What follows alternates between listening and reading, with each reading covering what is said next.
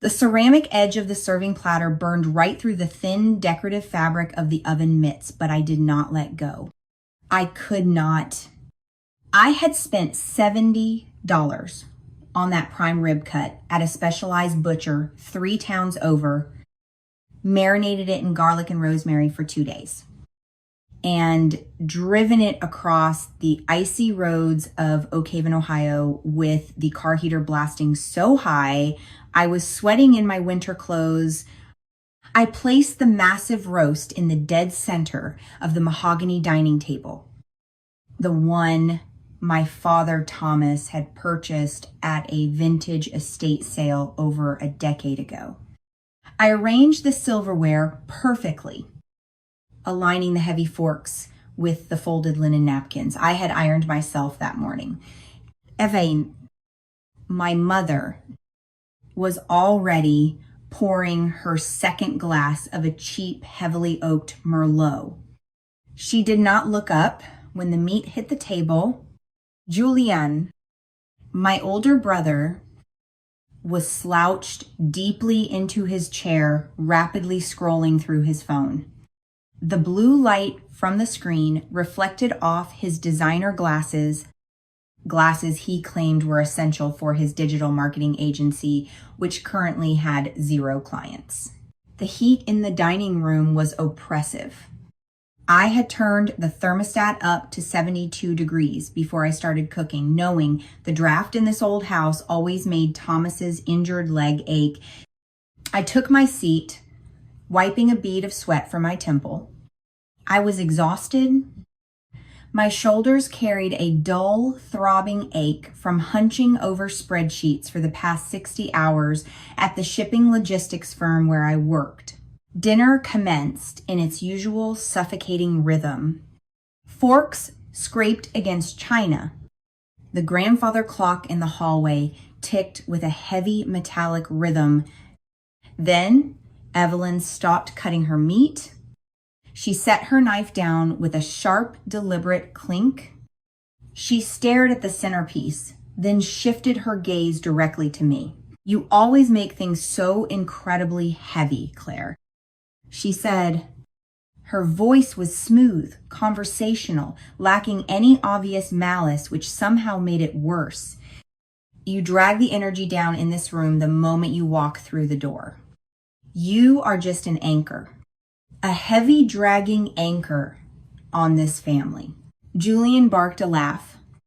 It was not a nervous chuckle to diffuse the tension. It was a loud, genuine sound of amusement. He did not even look away from his phone. "Well," Julian muttered, swiping his thumb across the glass, "at least I am the one steering the ship. Someone has to have vision around here." I looked across the table at Thomas. My father was staring intently at his mashed potatoes, his jaw working slowly. He did not raise his eyes. He did not clear his throat. He offered nothing but the massive, crushing weight of his absolute silence. Anchor. The word hung in the stifling air of the dining room. An anchor is a piece of dead iron. It exists only to hold things back, to sink into the dark and prevent forward motion. I looked at the linen napkin resting on my lap. I had folded it into a crisp triangle. I placed my hands flat on the table. I did not scream. I did not cry. The anger that should have rushed into my chest was entirely absent, replaced by a sudden glacial clarity. I stood up. I pushed my chair back, the wooden legs scraping loudly against the hardwood floor. I walked into the hallway, took my gray wool coat from the brass hook, and stepped out the front door. I did not say a single word. I just pulled the heavy oak door shut behind me, the latch clicking into place with a definitive metallic finality. The Ohio winter air hit my face like a sheet of frozen glass. My breath plumed into the darkness. But here is the terrible invisible truth that none of them comprehended in that moment. I had been paying the mortgage on that mahogany-filled house for 7 years. I was the silent foundation holding up their entire world. And my quiet walk down the driveway was the precise moment the foundation cracked. Silence is a strange teacher. I learned its primary lesson when I was 15 years old. I had just won the regional chess championship. It was not a glamorous victory, just a grueling weekend in a fluorescent lit high school gymnasium moving wooden pieces across vinyl boards until my head pounded. They handed me a heavy plastic plaque with my name printed in sharp gold lettering. I rode the city bus back to our neighborhood, clutching the plastic shield to my chest, rehearsing exactly how I would show it to Evelyn and Thomas. When I pushed open the front door, the house smelled of fried chicken and stale beer. Evelyn was standing in the kitchen, clapping her hands together surrounding Julian. Julian was 18 and had just proudly announced his intent to drop out of community college to pursue a career in professional poker. It takes real courage to follow an unconventional path. Evelyn was saying, her eyes shining with absolute adoration. Your brother is brilliant, Claire. He just thinks outside the rigid little boxes. I placed my heavy chess plaque on the edge of the kitchen counter. Nobody asked about my weekend. Nobody looked at the gold lettering. We ate dinner listening to Julian explain the mathematics of a river card. Mathematics. I knew he fundamentally did not understand. 3 days later, I moved the plaque to my bedroom. My room was a converted sewing closet near the laundry machines. The walls vibrated every time the spin cycle initiated. Julian possessed the master bedroom down the hall, complete with a private bathroom and a lock on the door. That was the architecture of our family.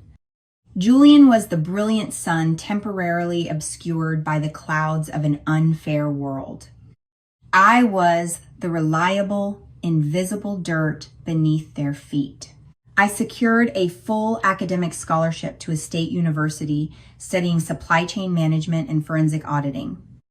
I worked 3 separate jobs to cover my housing and food.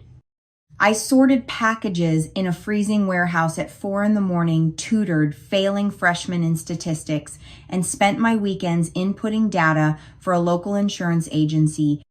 I survived on discount, bread, peanut butter, and sheer grinding willpower.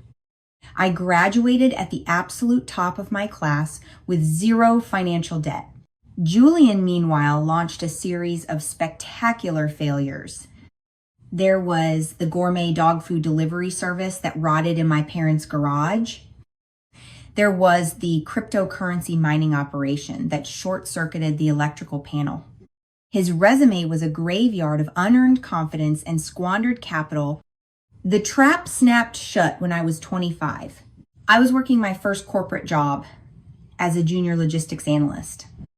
The pay was modest, roughly $42,000 a year, but I was proud of it. Then the phone rang. It was Evelyn.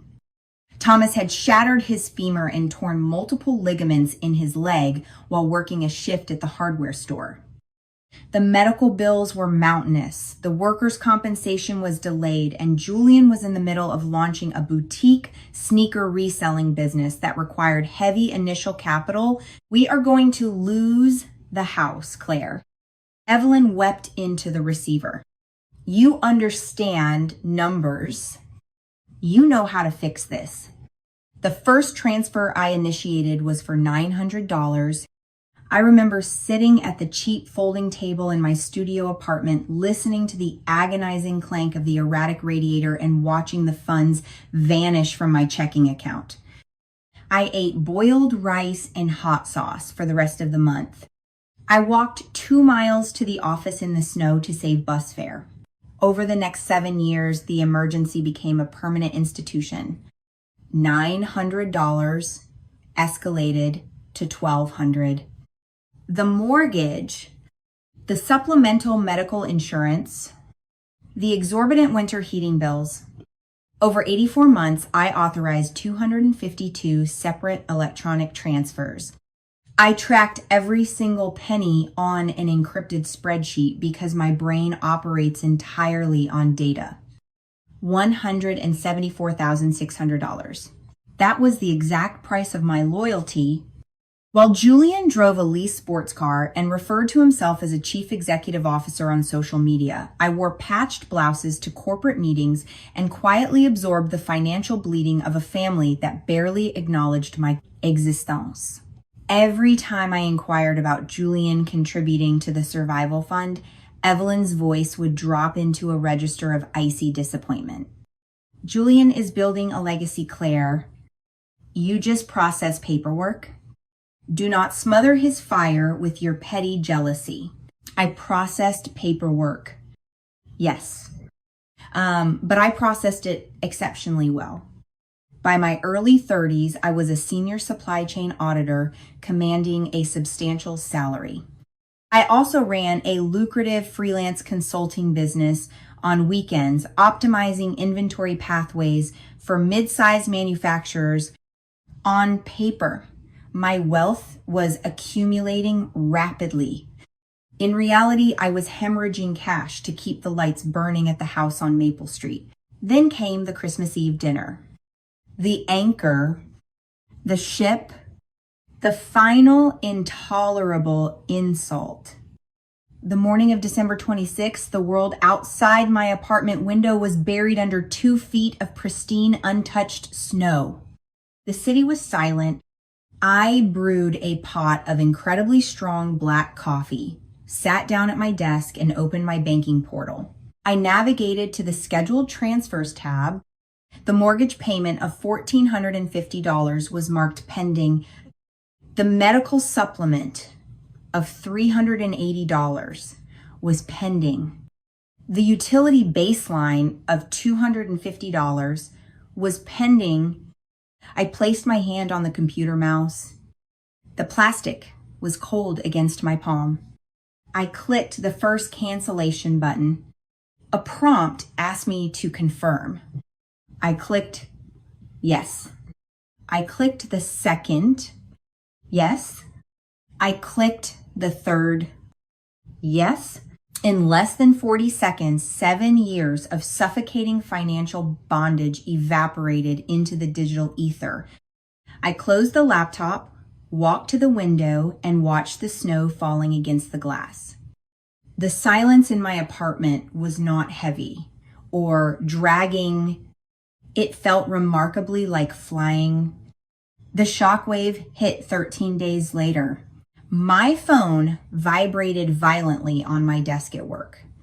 It was Thomas. I let it go to voicemail. 2 hours later, Evelyn called. Then Julian. By the end of the week, Evelyn had launched a scorched earth campaign across Oak Haven. She did not contact me directly anymore. She contacted my extended family, her church congregation, and the local shop owners. The narrative she constructed was a masterpiece of selective victimization. Claire, the cold, calculating corporate drone, had suffered a psychological break and abandoned her disabled father and weeping mother to freeze in the winter. No mention of the $174,000. No mention of the Christmas Eve insult. Just the tragic tale of a daughter with a heart made of ice. I received voicemails from aunts I had not spoken to in a decade, condemning my soul to hell. I listened to each message exactly once, my face completely neutral.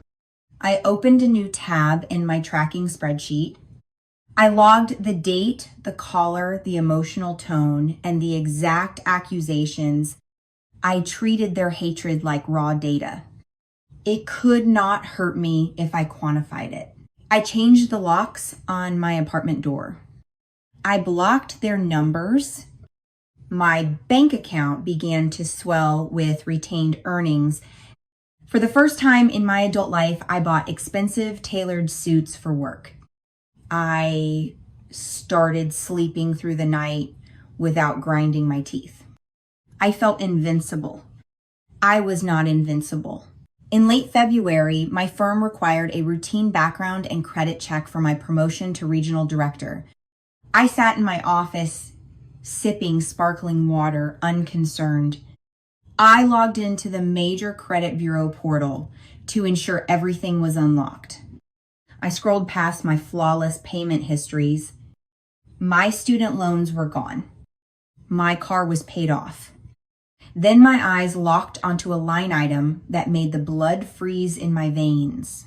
A new account, a home equity line of credit. The balance was $60,000. The collateral was the residential property in Oak Haven, Ohio. The primary signer was Claire E. Mercer. I stopped breathing. The air in my office seemed to instantly vaporize. I had never requested a home equity line. I did not own a home. I leaned closer to the monitor, my vision blurring at the edges.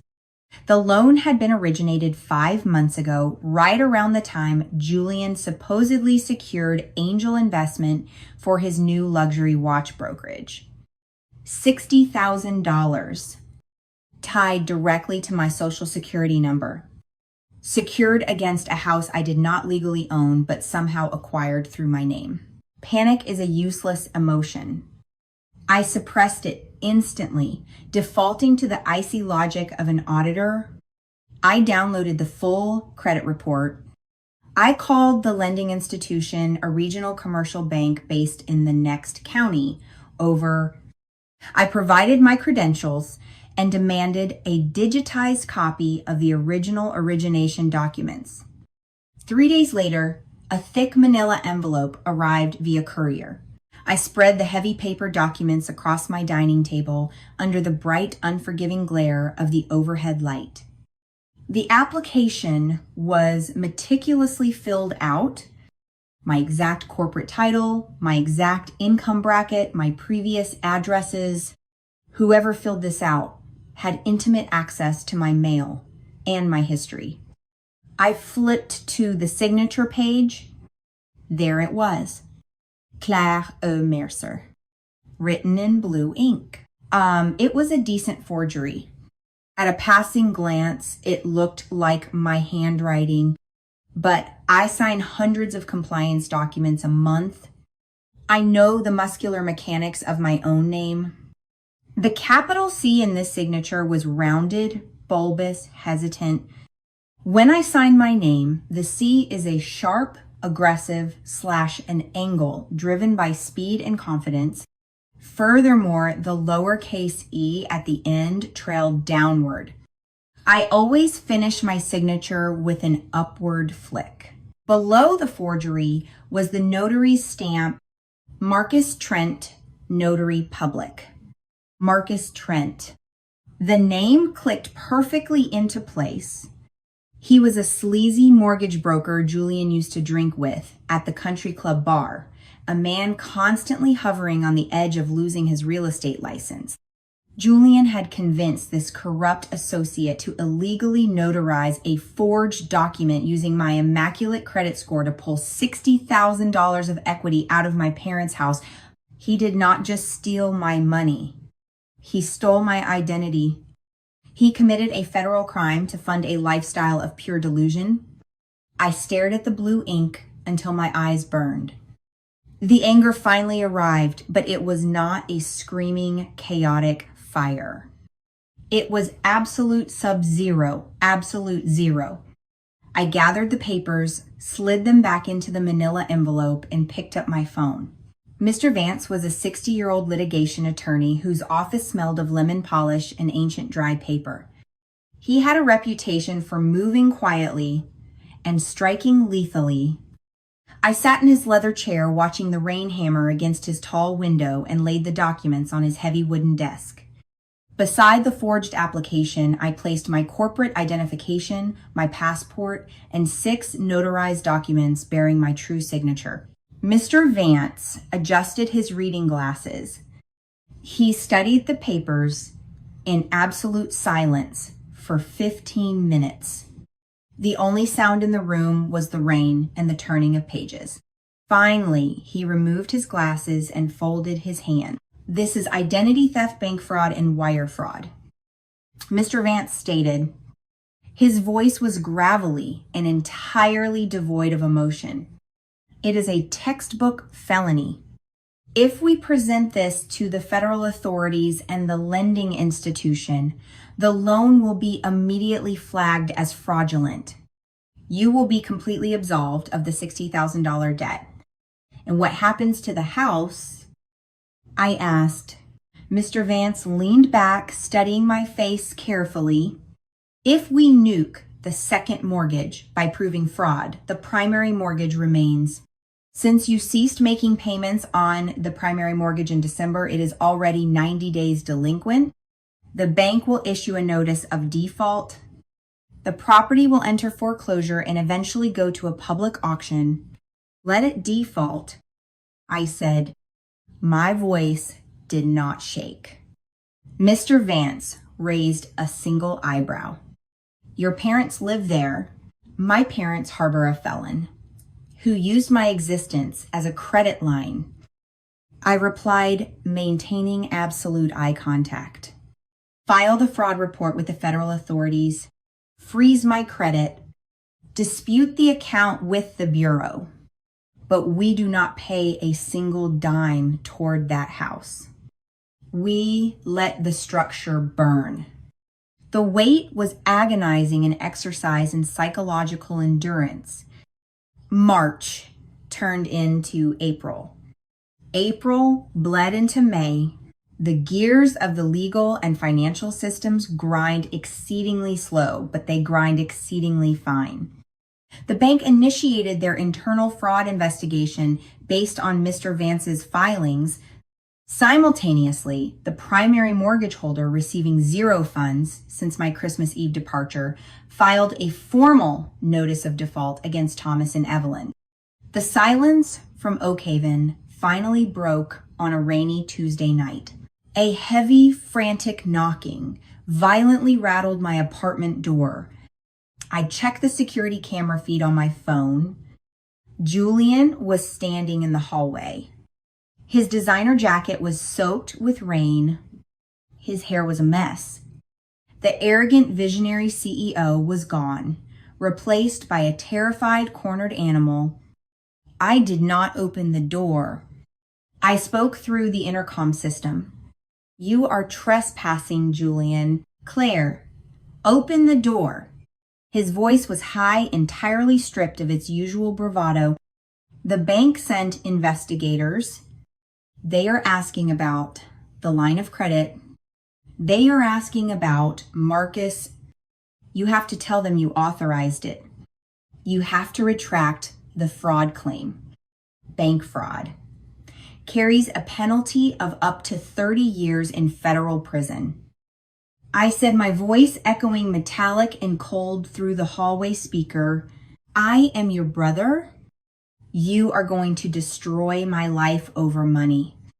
I was going to pay you back when the watch company launched. You are not a visionary, Julian.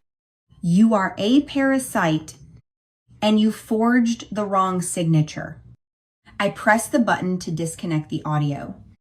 I stood in my quiet apartment listening to him kick the heavy steel door twice before storming down the hallway, cursing my name into the empty corridor. By June, the reality of the mathematics had entirely crushed them. With the second mortgage frozen under a federal fraud probe and the first mortgage utterly delinquent, the bank scheduled the property for a public trustee sale. A foreclosure auction. I received a tearful, desperate voicemail from Evelyn. The viciousness of her winter smear campaign was entirely gone. Claire, please. The bank sent the auction notice. They are going to take the house next month. Julian is facing an indictment. Your father cannot sleep. We have nothing. Please, you always know how to fix things. I listened to the message sitting on my plush, newly purchased sofa. I saved the audio file to my secure cloud storage. I did not return the call. Instead, I met with Mr. Vance. The public auction is scheduled for July 12th at the county courthouse. Mr. Vance said, reviewing a printed ledger, the outstanding balance on the primary loan is roughly $92,000. Given the market conditions, the bank will likely set the opening bid around $100,000 to recoup costs. I opened my laptop and turned the screen toward him. I displayed my corporate holding accounts. My severance of the family financial drain, combined with 2 massive corporate bonuses, and my consulting revenue had resulted in significant liquidity. I have established a blind limited liability corporation, I explained smoothly. Meridian Logistics, LLC.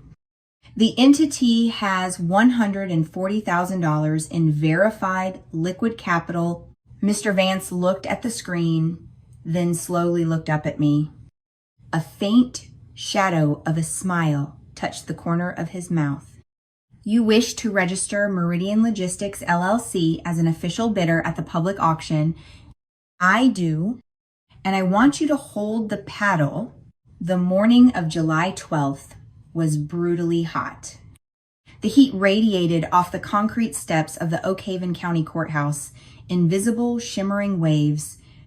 I arrived at 8:45 wearing a sharp, tailored navy blue suit and dark sunglasses.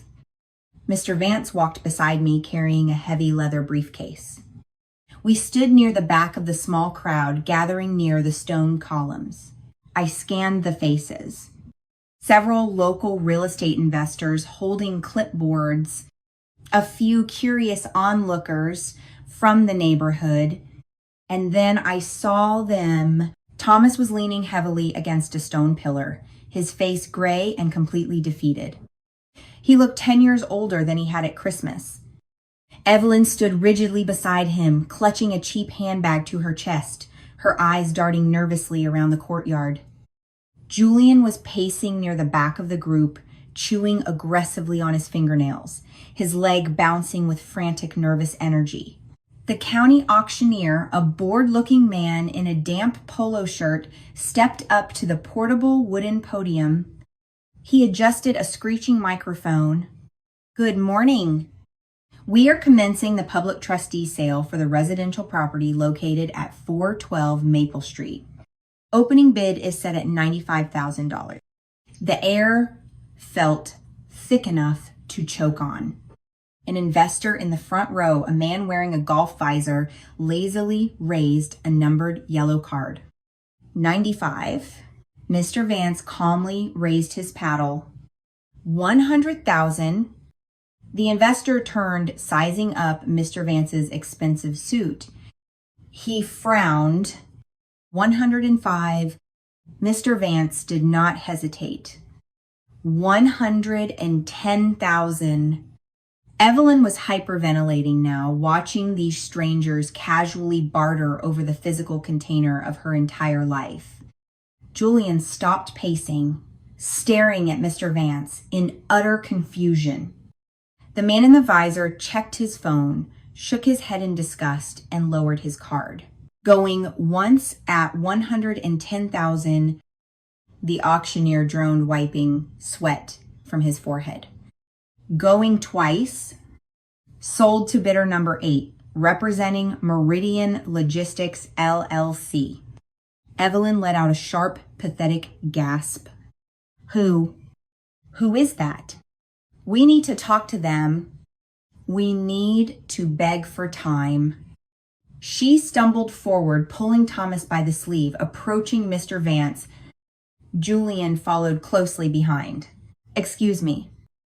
Evelyn pleaded, her voice trembling violently. Sir, you represent this company. Please. We live in that house. My husband is disabled. Is there any way we can negotiate a rental agreement, a grace period? Mr. Vance snapped his leather briefcase shut. He adjusted his tie and looked at Evelyn with absolute terrifying professional detachment. I only represent the financial interests of my client. Mr. Vance said, the primary stakeholder of Meridian Logistics LLC. He stepped to the side. I walked forward, removing my dark sunglasses.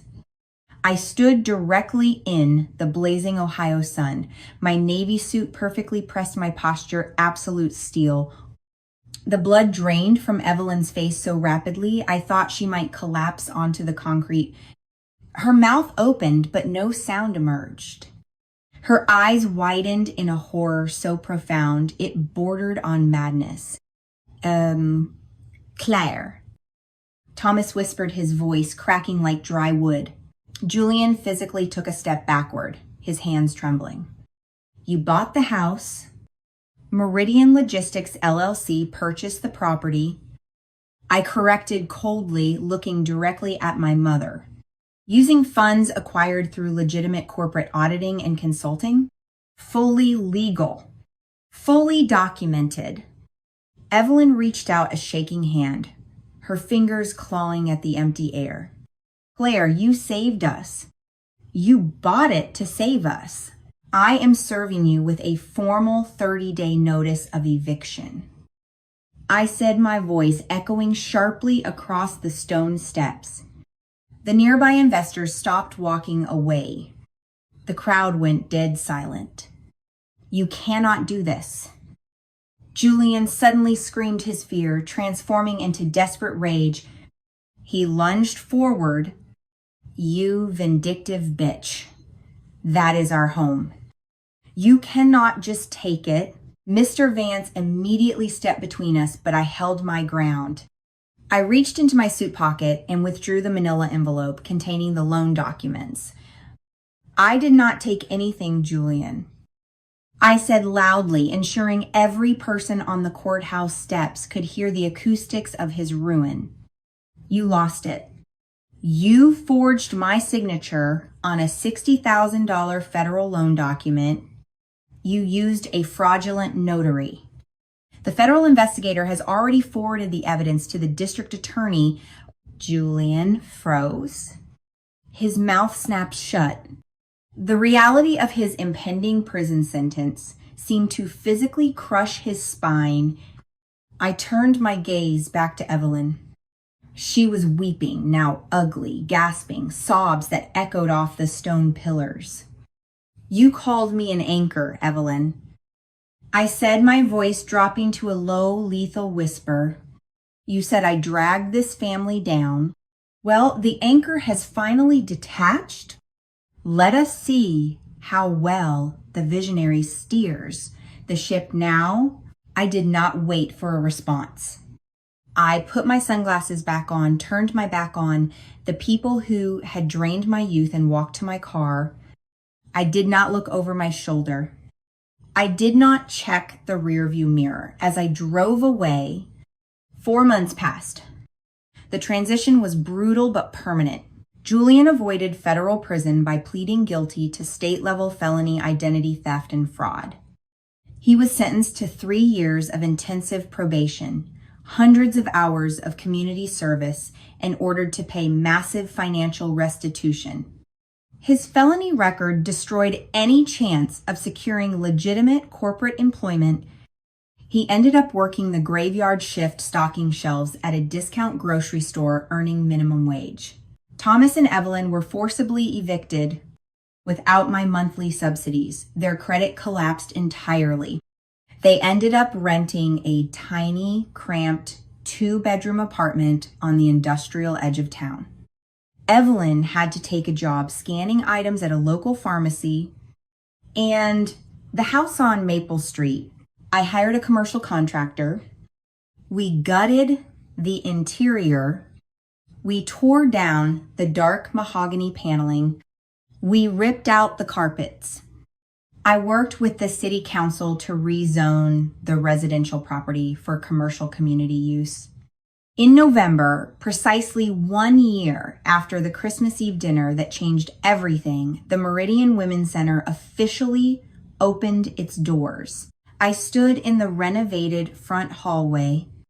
The oppressive heat was gone, replaced by bright natural light streaming through newly installed windows. Where the heavy dining table once sat there was now a warm, welcoming reception desk. The center provided temporary safe housing for women escaping financial abuse and domestic violence. We offered free legal counseling and financial literacy classes. A young woman with a bruised cheek and a small toddler clinging to her leg walked nervously through the front door. She looked around the bright, clean room, her eyes filled with a fragile, desperate hope. I walked over to the reception desk, pulled out a fresh intake form, and offered her a pen. "You are safe here?" I told her, my voice gentle but firm. I looked at my own signature on the corporate documents framed on the wall. Sharp, fast, moving forward. I was never a burden. I was the architect of my own survival. And for the first time in my entire life, the ledger was finally balanced.